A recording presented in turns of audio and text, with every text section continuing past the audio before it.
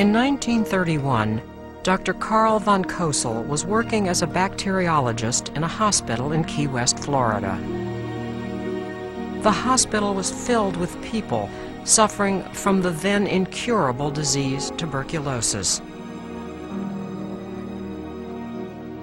Elena Hoyos was one of those unfortunate people. Carl von Cosel tried everything in his power to save the young woman, but despite his efforts, Elena died 3 months later at the age of only 22. Von Cosel had been so taken by her beauty that before she was buried, he had a death mask made of the woman he had grown to love. But while at the cemetery, he also realized that water would eventually seep into her coffin and quickly destroy her body. So he got permission from the family to build a concrete mausoleum on the site of her grave. Inside, he placed a metal, airtight casket which contained an incubator tank filled with formaldehyde to further stop any decay that might take place. Dr. von Cosel's obsession with Elena began to consume his life.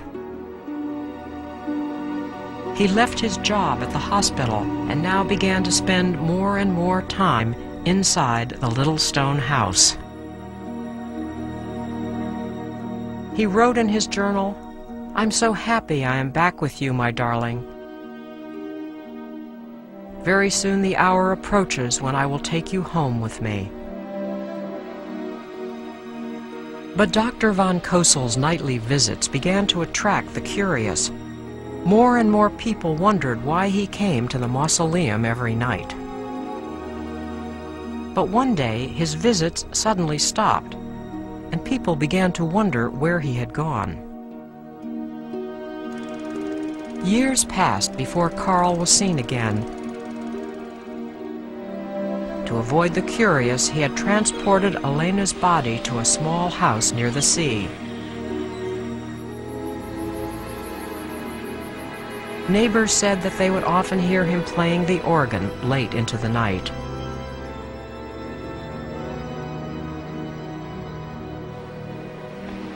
Day after day he would come and go, always carrying with him large boxes filled with perfume and preservatives. Rumors began to spread. And finally, Elena's sister learned of Carl's strange behavior. When she went to his home, she demanded to be taken to the mausoleum to see Elena's body. "That will not be necessary," von Cosel said. And he proceeded to take her upstairs to the bedroom.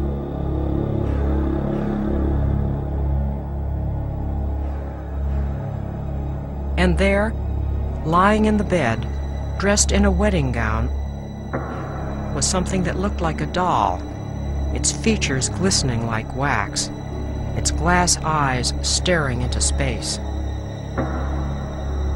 Horrified, Elena's sister refused to believe this puppet was the person she had known all her life, and she demanded that the body be autopsied.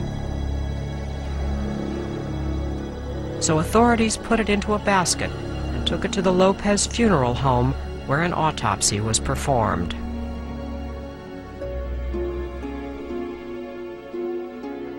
At the autopsy, the doctors found that she was basically a decayed corpse.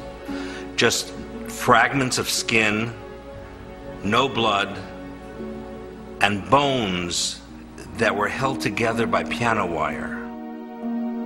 She had glass eyes and a wig made out of her own hair that had fallen out over the years as she decayed.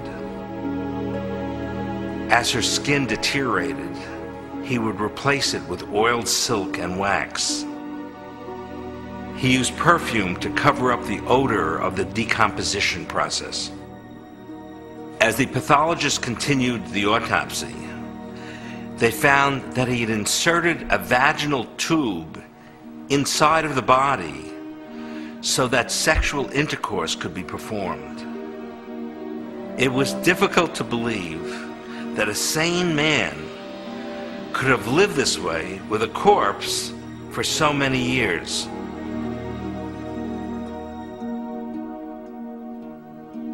Von Cosel was examined by psychiatrists and declared to be sane.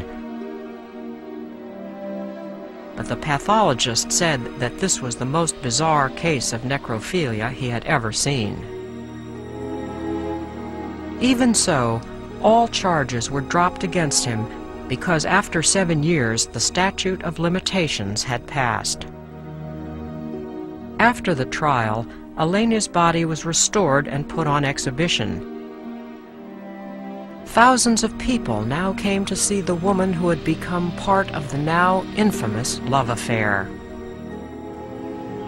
Eventually, she was reburied, only this time the location of her coffin was kept a secret, so von Cosel would never be able to find her again.